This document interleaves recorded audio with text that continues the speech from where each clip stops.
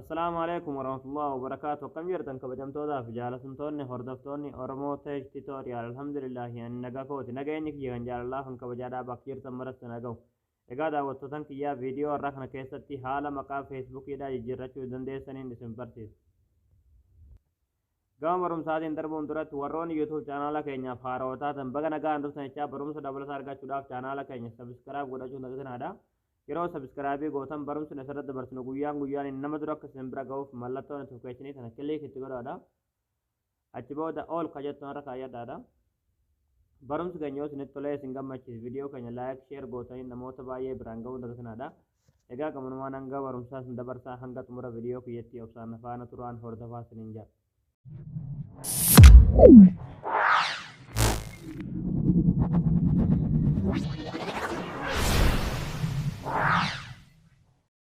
hayyee daawwattoota kiyyaa haalli maqaa feesbuukii jedhaatti jijjiirratan feesbuuk keessan galtanii achi booda sarara irratti kilik ni gootanii achi booda gadi ni buutanii asirratti setting and privacy kan jedhu kilik ni gootu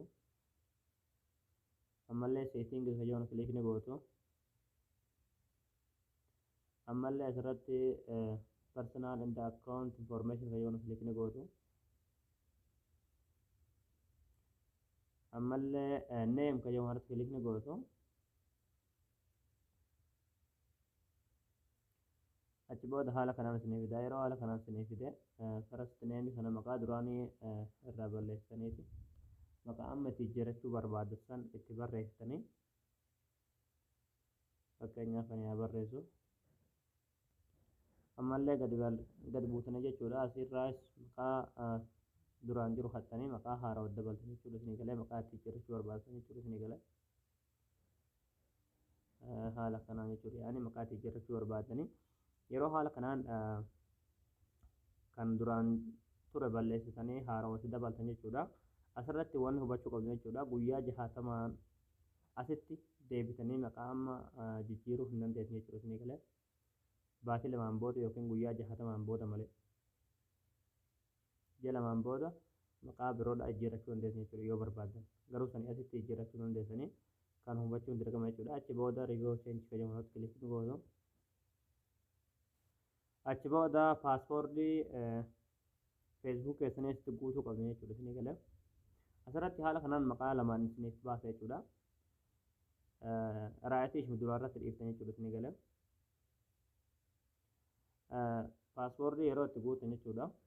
kan ammatti haa guutu kiyya haala kanaan yeroo paaspoortii feesbuuk keessanitti guutan jechuudha save changes kan jedhamu kilik ni gootu haala kanaan sun akkuma margaa jijjiiramee jira jechuudha